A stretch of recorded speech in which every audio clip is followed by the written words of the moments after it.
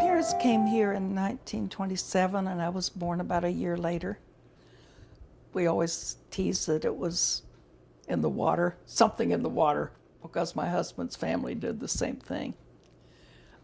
They came in 1926, and he was born here a year later, after 8 years of no children.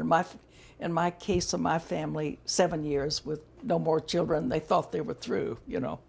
So it must have been something in the water, or the mosquitoes, or whatever. My parents came originally from Nebraska. They were neighbors there. And then about 30 people from their community in Rock County, Nebraska, moved to Saskatchewan, Canada. They were opening up land for wheat farming at that point, and it was truly a pioneer country.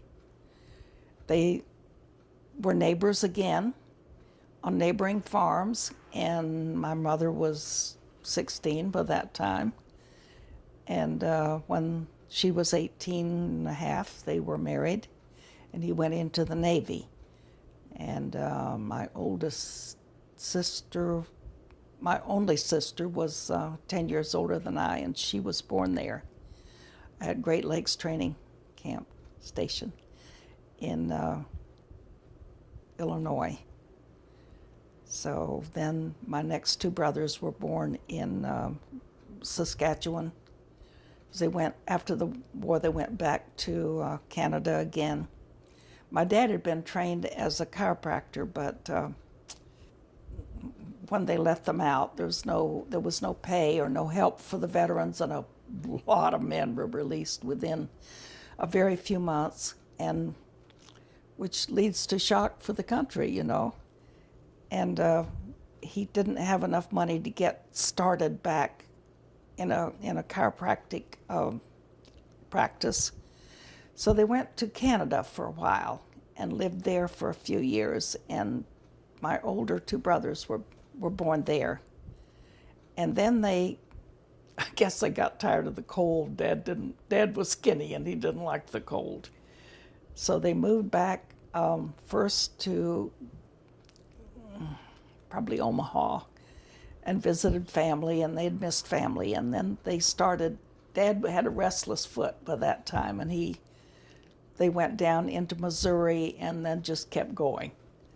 And the farther they went south, the more unhappy my mother was, because she really didn't like Florida at first. She didn't like the mosquitoes and no conveniences, and this was truly, truly pioneer country with a lot of mosquitoes and no conveniences at all. No running water, no, of course, no telephones. We didn't have a telephone until probably sometime in the 50s. We lived in Estero first, and until I was about 12, and when we moved to Fort Myers, but I've always lived in Lee County. And then when I was about sophomore or junior in high school, which was all the way to Fort Myers by bus, incidentally, and we moved back to Bonita again. Oh, but to meet Bonita for the first time, and I was about 15, I guess, 15, going on 16. And I met, of course, the young people here, and Cecil, whom I later married, Cecil Harvard, was one of the kids. He was going with another girl, and he asked me to walk me home, and I said, no, not as long as you're going with her. She was a friend of mine as well. So later, when her family moved, we began to get together, and I don't think either one of us ever went with anyone else really seriously. So we were married in, I graduated in 46 from Fort Myers High School. We were married the following year, the following summer, and with the understanding we were going to have to stay close, because his father was very ill, had had strokes, and was bedfast. And his mother was a little tiny woman, not quite 5 feet tall, and she was destroying her health, taking care of him. So Cease, as the baby of the family, always knew that he had to help his mother, which we did. We both did. There's a little school in Estero, which is no longer a school. Now it's a private home, and it's on Broadway. I went there through the 6th grade, through the 7th grade. And then the bus took us to Fort Myers to school. Later, they closed that school, but that's where I started. And then I went to Fort Myers Junior High, which it was called then, in downtown Fort Myers. And the school bus stopped at every crossing, picked up kids from all the schools, of which there weren't that many. And this could be anything from first graders right on through, no kindergarten yet, first graders right on through to high school seniors. And it took a long ways, about an hour and a quarter up and an hour and a quarter home at night. And it took a lot out of our day. Obviously, we couldn't be on a swim team, which I would have loved to, or any of the sports, unless it was one of the boys and they had someone coming to Bonita later who could bring them home. But didn't happen with me, so I usually did my homework on the way home if the bus didn't juggle too much. We moved to Fort Myers when I was about 13 and lived up there for a year and a half or so, and then back to Mulock Creek, which is north of Estero, okay, and close to the bay. Then from there we moved to Bonita. My mother was working when the war started. She worked first at a tent factory, and then, which was in Fort Myers, which made tents for the army tents for the soldiers. And this made her feel very good because she felt she was helping the war effort. By that time, everything was geared toward the war effort, and this was the early 40s. Then when the Air Force opened a training station in Buckingham, she worked there, and surprise, surprise, she worked as a propeller mechanic for the larger planes. And she took a lot of teasing for that because my father said, you don't know a wrench from a screwdriver. And she said, I'll show you. And she did. And she loved it. Surprisingly, she loved it. I think what she loved most was not being home and having to do housework, but it made her feel important, and it made her feel that she was helping. She was a Rosie the Riveter, If you remember anything about Rosie the Riveter, that was a World War II term for women who went to work in the war effort because they were needed. There weren't many men around. My father, on the other hand, had begun to have heart attacks when he was in his 50s, and this was a problem, and of course we needed mother's income as well. Later, after the war was over, she worked at the shell factory when it was in Bonita Springs, and then independently of me, because by that time I was married, I met Cecil not too long after I came to Bonita Springs, and I was pretty young. Too young to get serious about anybody, and so was he. Besides, he was needed at home at that point. But we began to get serious about each other and neither one of us really went with anyone else seriously.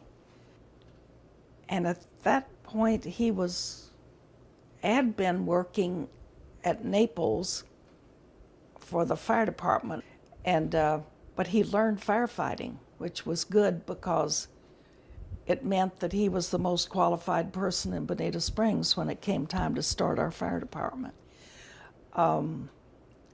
Fire department was very important to us for many years. In working there, he learned the skills of firefighting. And of course, they had to have extensive training. And they were working with like airplane fires and spilled gasoline and all kinds of fire department. And they had to be Johnny on the spot and be right there. At that point, everyone who was able to be was in the service, the men. And the fire department at the Naples airplane training station was mainly consisted of young fellows who were a little bit too young to be working, but they needed them, so they were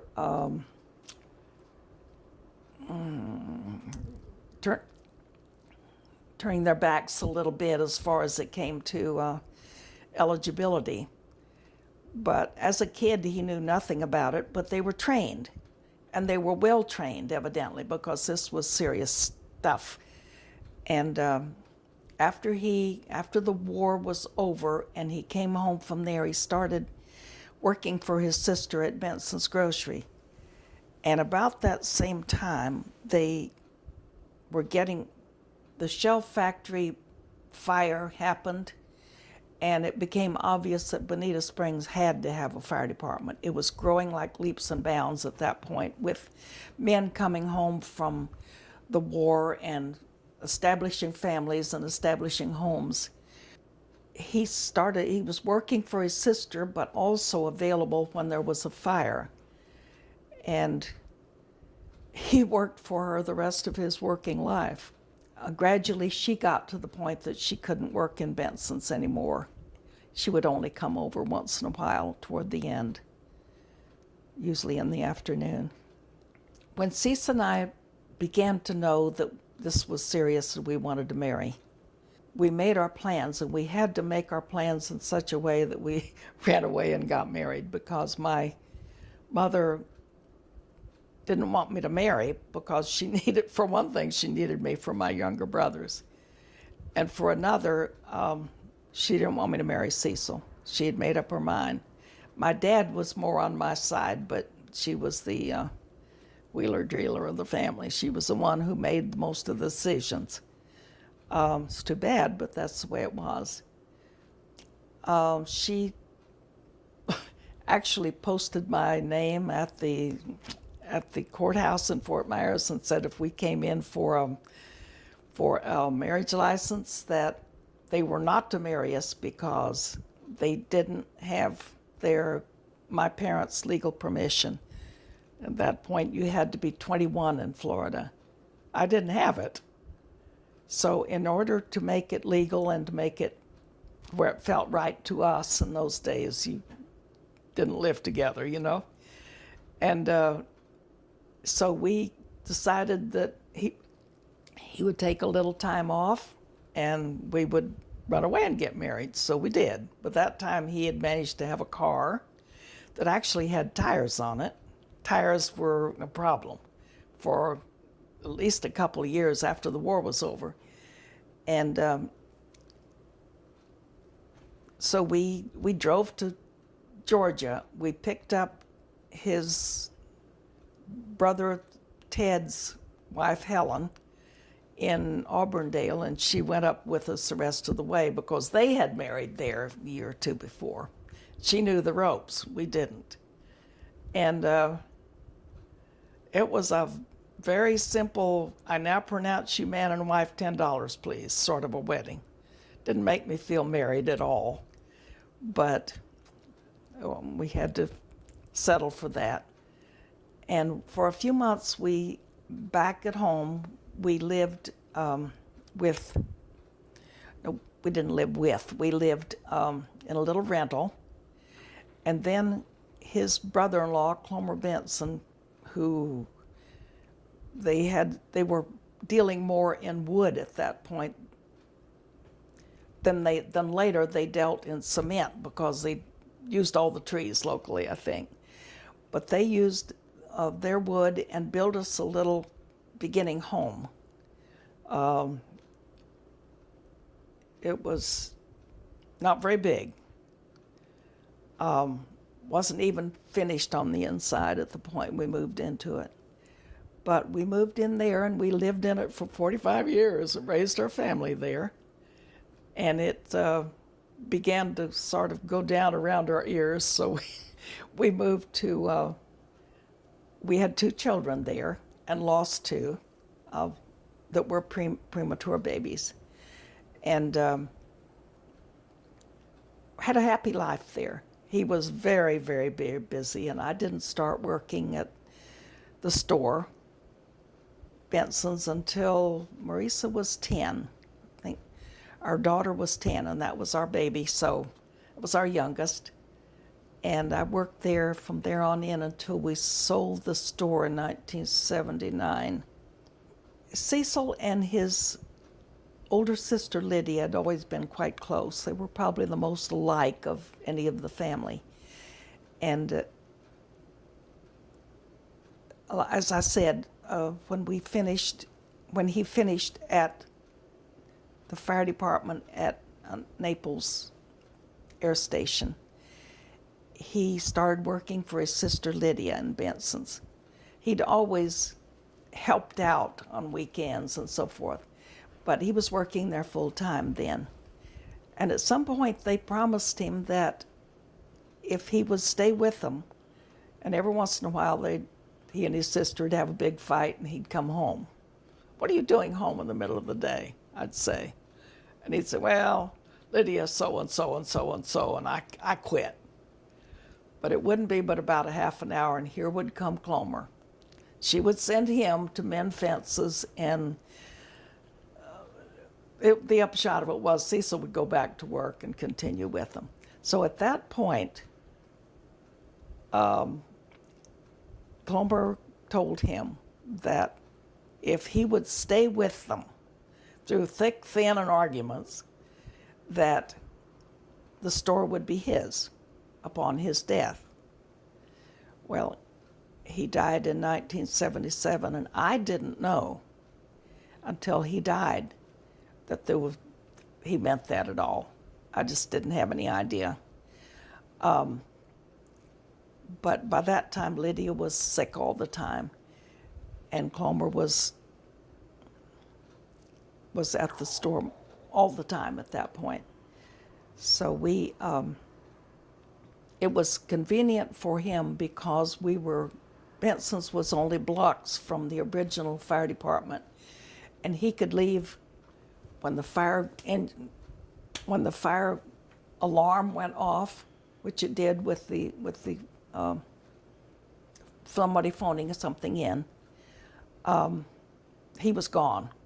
Didn't matter what he was in the middle of, he was gone, and that was their understanding, that part of his time would probably be fighting a woods fire or something, and he'd get right in there with them. I mean, there was no hierarchy or anything at that point because they were all volunteers. They all had spark holes in their shirts. Of course, no benefits, no money changed hands. Nobody was paid. And Cease did that for 21 years and loved it. And he had a group of men who evidently loved it too, because nobody missed fire department on practice night. At some point, it became clear that the wives of firemen were interested too, and we wanted to help. We started having chicken barbecues, dinners in the wintertime to make money for equipment. I remember Cecil coming home when they were just beginning to outfit their first truck, coming home with a brass fitting in his hand that was maybe as big as a large orange. And he said, "Would you believe this little fitting was $75. We can't afford this, and yet we have to blah, blah, blah," blowing off to me. And I'm sure that the firemen did the same thing with their wives. So we decided that the women needed to be providing more help than we were doing. So we organized a fireman's auxiliary, made our own little caps and little simple uniforms, which we used only for the parade in July. But anytime they had a fire, it didn't matter if it was in the middle of the night, we got together on the phones really fast. We had phones by that time, oh, thank goodness. And we would make sandwiches, make coffee, make cold drinks, whatever they needed for the time of year it was, or what kind of fire they were fighting, or how long they were going to be at it. Sometimes it would just be a quickie and a kitchen fire or something, and they could get through. But if it was one of the woods fires, it would sweep through the woods. Sometimes it took hours and hours and hours. And obviously at that point they needed refreshments, they needed a gopher, they needed someone who could run errands for them or go back to the station and get something, or they would send someone. But it was an interesting time. Our kids were all little at that point, and the boys, the young fellows, couldn't wait until they were old enough to be a fireman. So, the little fire trucks and all that. And so when our son Wes was about 15, and there were several of them about the same age, they started what they called a junior fireman. And of course they got to ride on the fire truck in the 4th of July parade, and pull hose, the ones that were old enough and strong enough. When it became obvious with the shell factory burning, it became obvious that Bonita, which was growing, had to have a fire department. There was just no getting around it, but they had to have. Cecil was the only one in Bonita who had had training. So that's what they started with. They got a group of men together who were interested, and we ended up with about 20 volunteer firemen who would leave whatever work they were doing in the middle of the day or any other time, or get out of bed in the middle of the night and go to a fire. They started with nothing, absolutely nothing. As a matter of fact, I remember the Fireman's Auxiliary, and I was one of them, but going door to door, trying to reach every door in Bonita. That's doing it the hard way nowadays. It was the hard way then. And asking for a pledge, they didn't even have to pay it then, a pledge of $5 a year to support firefighting. That was when we were beginning to get tired of barbecue dinners that we would work our behinds off for, and any other thing we could think of. $5 a year. Would you believe some people gave us flack? And some people would give us $5 right then, but it just depended. And of course we were keeping good notes as to who had paid and all that stuff. Our first fire department was fun because we had no funds. Our first fire truck was an experience because we didn't have a station to put it in. So not only the firemen, but anyone else we could recruit who knew anything about block laying or anything that was helpful. Volunteered, if they had some free time, they just went over there and worked. And we built, they built, literally, their first fire station, which was small, a beginning one, and only as I remember, I think it had room for 2 trucks just in case, which gave them some working room. By the time the truck came, they had it ready for it. But in getting the building ready, we didn't have any equipment for the truck yet, not even an axe. So they'd gotten in a couple of pieces and some hose, and we had our first fire, which happened to be friends of ours with a young family. And I think that was probably about 1954, 5, something like that. Well, they didn't have the equipment to fight that fire. They had the truck, and they had some hose. And I think a gas tank had exploded or something, and there was no way they could have saved the house anyway. But that was an experience, and it taught them a great deal. With what they had, they did what they could. It was very sad. It was on my birthday. But it was just, we all felt terrible about it, but that's why we needed a fire department, you know. So it did provide some momentum for getting some help there, you know, because everybody felt so badly for them and gave them a house shower sort of thing, that clothes and everything else that we could manage. Benson started about 1933, somewhere around that area. And within, I don't know, 6 months or so, the Lawhorns and Bensons opened a store almost across the street from each other. And the Lawhorns had moved here, and the Bensons had moved here somewhere along the same area. A man named Ed Frank had owned the building and had started a garage. And at the point they took it over and Clomer Benson had taken it over from Ed Frank. He worked for him as a young man.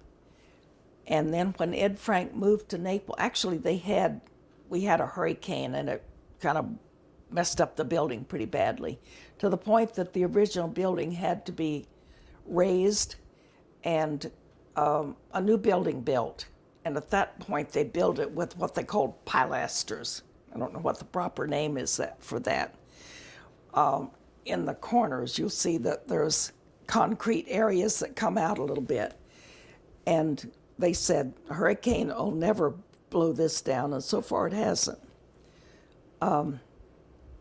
So it was built strong, but it was still built as a garage. And Clomer Benson had his garage in the back. Well, Lydia, she was a workaholic, and she needed something to do, so she took a part of the garage and made a grocery store of it. And so he was still a garage in the back, and the front part of it, she was a grocery store. And he would help her when he was free. She did it from there on in. A couple of hurricanes gave them a hard time, and they had to kind of start over. But it was a grocery store from there on. At one point, it was the north part of the side of the main building was a dry goods. Before that, it was a restaurant. She opened a little restaurant in there, and actually Cease would run home from Bonita School, the elementary school. He would run over there and have lunch and go back, and I guess they kind of spoiled him a little bit. And he said the lady that was the cook, she was a black lady, and she made wonderful pies. Pretty well spoiled him for pies. So for a few years there, it was a grocery, by that time no longer a garage, but was a grocery and a restaurant.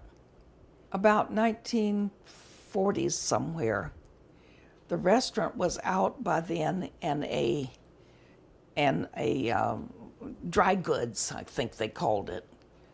Everything from cloth to hardware supplies to just a little general store, and then groceries on the other half of it. Marisa was about 10 years old. Pretty well, she was always a very grounded child, and she was going to Bonita Elementary, riding her bike back and forth, and Cecil came home one day for lunch and said, "Our main cashier has quit, and you've been talking about going to work. Now that the children are sort of out of the house a bit, would you be interested in going down and working?" And I said, "Sure, I could do that." And so I did immediately. Well, not everything. I mean, the price was on the shelf below it, but that didn't help me very much at the register. And I really struggled for a while, and I wouldn't complain or I wouldn't say much except when I had to call somebody for a price, because I'd been told I couldn't do it or didn't want to do it or something. So I struggled, and I called for help when I had to, but I quickly learned and learned to do everything, learned to do just a little bit of everything, including the bathrooms. Who cleans the bathrooms when it's a mom and pop thing? Mom does, right? Marisa, after school, would go ride her bike down, and she would bag for me or something. Well, by the time she was 15, she was doing more. Just about everything I could do, she could do, including playing at the register a little bit, which she thought was much fun when it was somebody that was familiar. Our customers, a good many of them were or became personal friends. You just felt that, I think they liked to come in because they could stand and talk for a few minutes, and I'm a people person, so I was glad to. And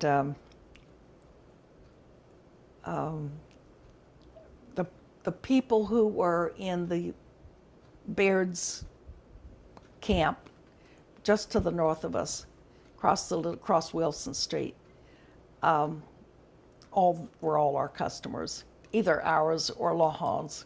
Didn't matter. I mean, there was a grocery store near. I think when I first started, I was making probably 25 cents an hour, maybe 30. And after a couple of years, I protested and got a raise, but it wasn't very much. Lydia was getting sicker. She was having a lot of problems with her legs and just all kinds of problems. And Clomer, about that time, sold actually, Benson's Lumber Company in North Bonita, up by the railroad tracks, and was available for her and for the store. And he was pretty much in there from there on in. It was kind of complicated because we did Prather's laundry pickup there, and we also did telegrams, and it was kind of, there were a lot going. Oh, and the Tamiami Trailways bus would stop there, so we had a lot going on. Plus, packages for the bus and luggage and so forth. Lydia increasingly couldn't work, and Clomer was in there more and more, and Cecil was manager.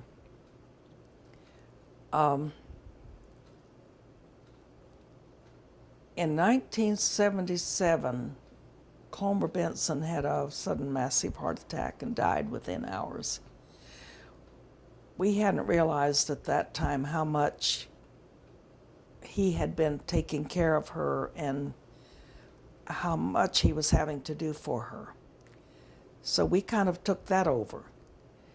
And I even started, well, she was still in her home, but I'd started going over and putting her to bed at night, literally, with her medication and all that.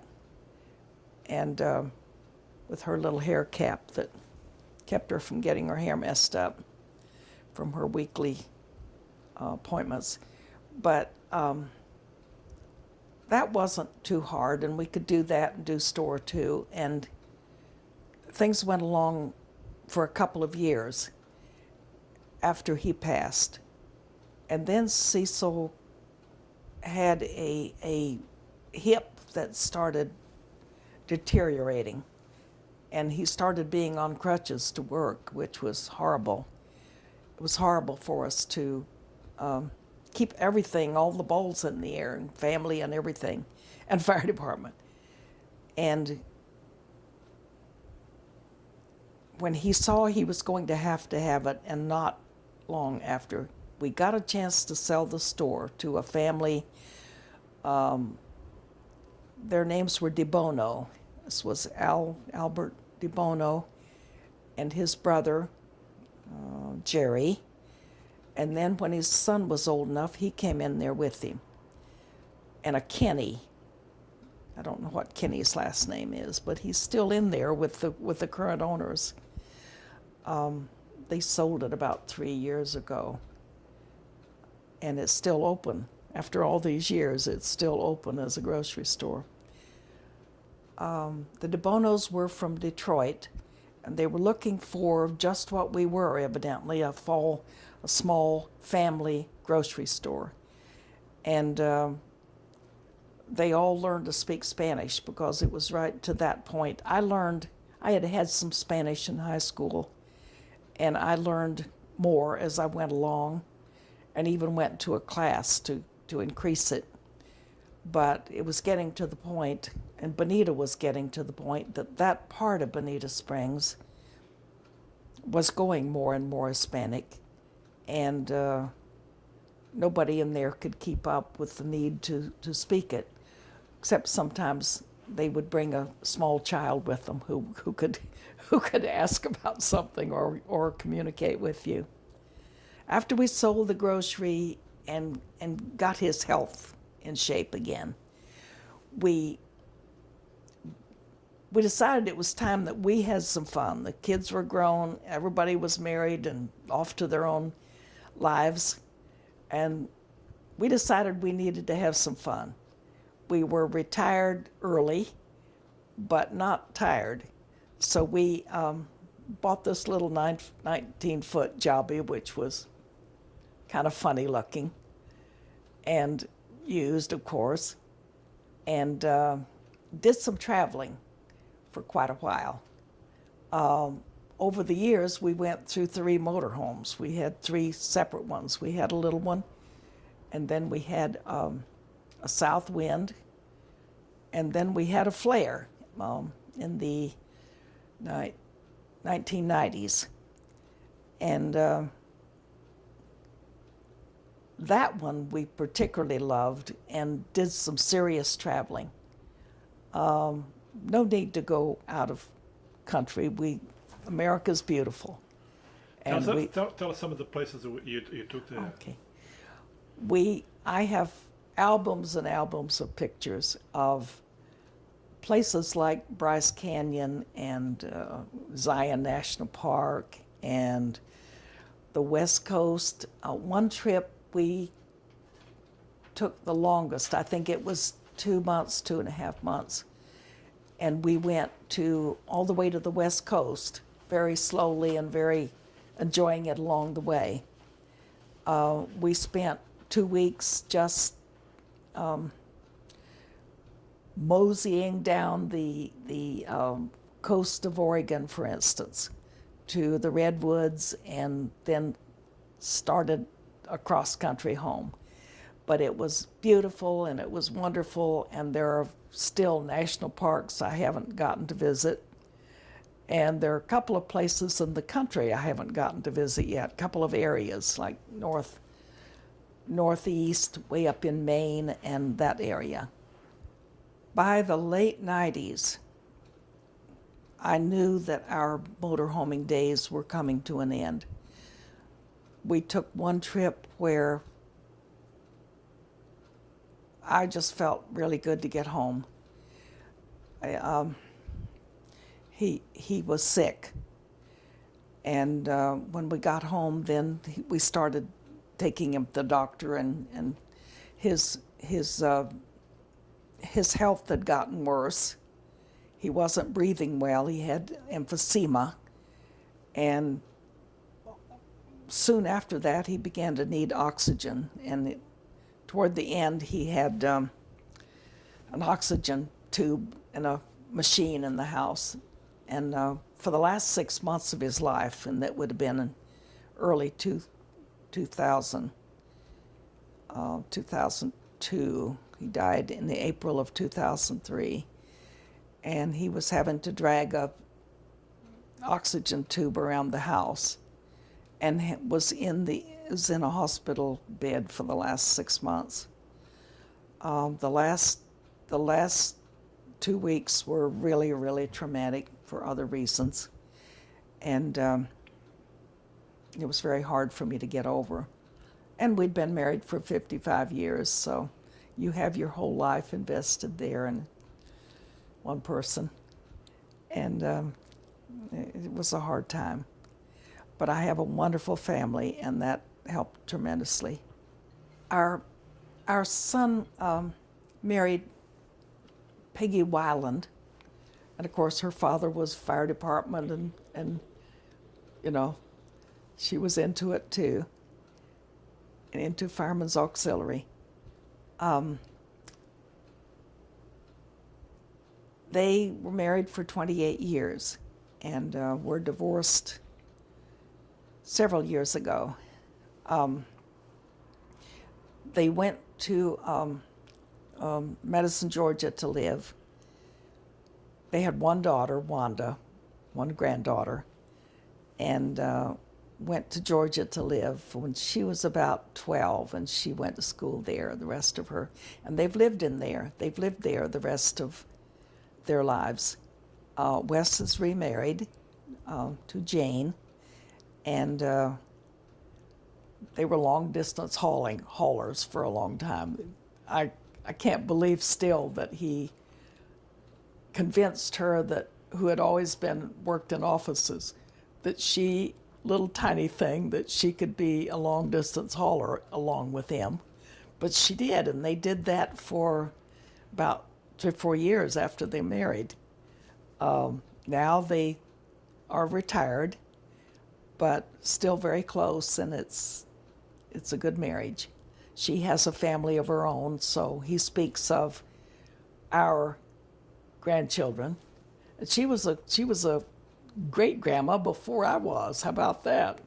Because she got an earlier start than I did. But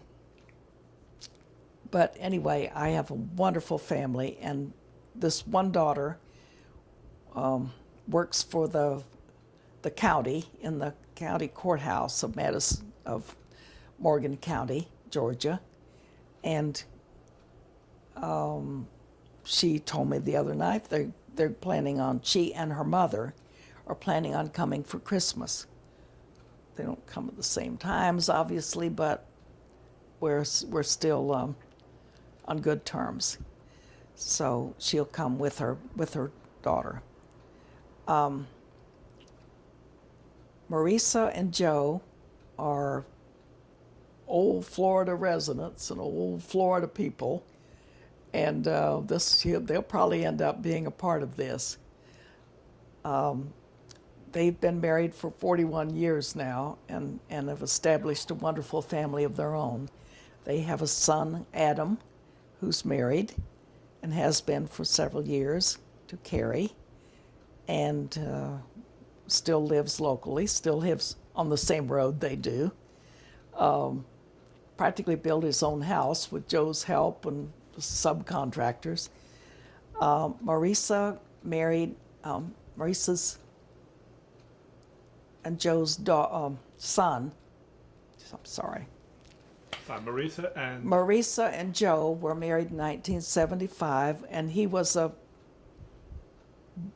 little boy that lived right down the street that I knew before he was born, and was John and Jean Hoag's, John Emil Hoag's, and Jean Hoag's son. And they'd known each other forever, although he was a couple of years, 2.5 years older than her. But then they established this lovely little family of their own, a son and then a daughter. And as soon as she was old enough, they were married and had their family. And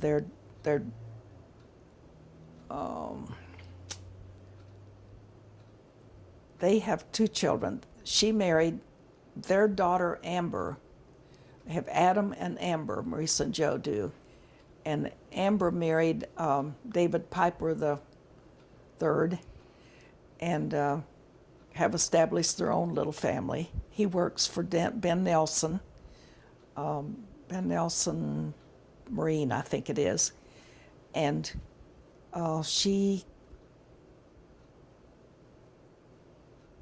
is not working much at the moment, although she has taken a job now at, Amber has taken a job at the Wonder Gardens, as a matter of fact, which is like old home place, you know. So we're strictly Bonita Springs at this point.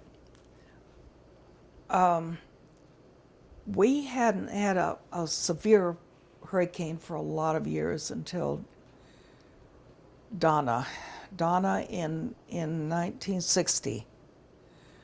In 1960, my daughter was 3 years old. My son was 10, and I had a hard time keeping him out of the thick of it. He really wanted to be into the action, which his father was.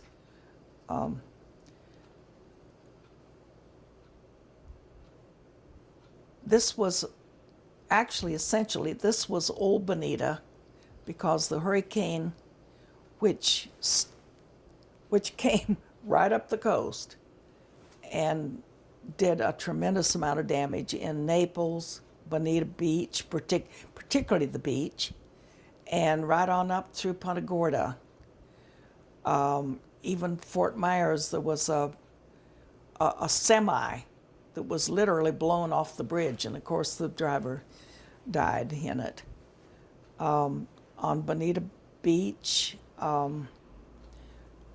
in the eye, 2 men, a man named Lindy, who had a grocery store down there, went back in the eye and was blown away, because the eye doesn't last. If you've ever been near a hurricane, you know that when you're in the absolute eye of a hurricane, it becomes so calm that it fools you into thinking it's over. Well, it's not over, it's just over, and it changes direction on you. And that's when you know you've had a direct hit, because communication goes out, everything goes out, power goes out, everything. Almost every building on Bonita Beach was blown away into the mangroves across the channel, into what is now Bonita Bay. There was a line across the channel, and on the other side of the channel, there was a line of mobile homes, large mobile homes, that had been a mobile home park toward the end of Hickory Island, and they were unsalvageable. They tried to salvage a few, but there's nothing that there's. What the hurricane doesn't blow apart is destroyed because the salt water's gotten to it, and it came up way, way high. And it came up halfway down the beach road. The water did. And was flooded, you know, until tide water could take it out again. There was a lot of rebuilding. Of course, nobody was allowed on the beach without identification that said that they lived there. And if they lived there, they needed to be somewhere else for a while. I had friends in who lived close to the beach who lost everything. The Quinn family. And for instance, Bonita Shores. They lived in Bonita Shores, probably a mile from the beach. And just there was so much damage, and it was so terrible. And it took years and years to rebuild. And of course, nothing gets rebuilt like it was built originally. So it was go on from there and see what we can do with this. And it was the beginning, I think, of Bonita as it is now, because obviously it had to be rebuilt. Everything had to start from scratch almost. And there was so much damage everywhere, all along the coast, at least up through Punta Gorda.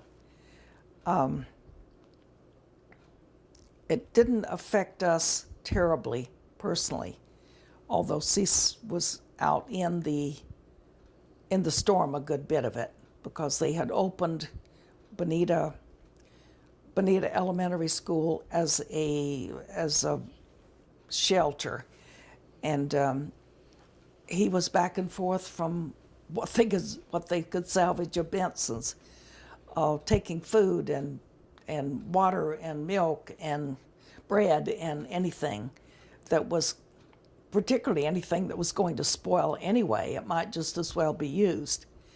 As you know, people go to shelters without even anything, food for their babies or anything. So there was a lot of work to be done. And of course, between fire department, which also involves electrical dangers, he had a lot to do between the store and the town. I think, personally, it's wonderful in some ways, the changes in Bonita.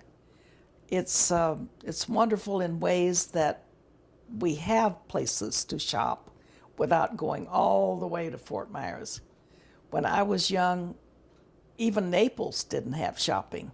Even people from Naples went all the way to Fort Myers to shop, other than groceries, small groceries and things like that, which they could get locally, of course. But for their clothing needs, their hardware or furniture or anything like that, if they could afford it, they went to Fort Myers. Obviously, it's changed tremendously. I think of myself as a survivor. Here I am, an old lady, and I have somehow built a beautiful family and that I'm very proud of.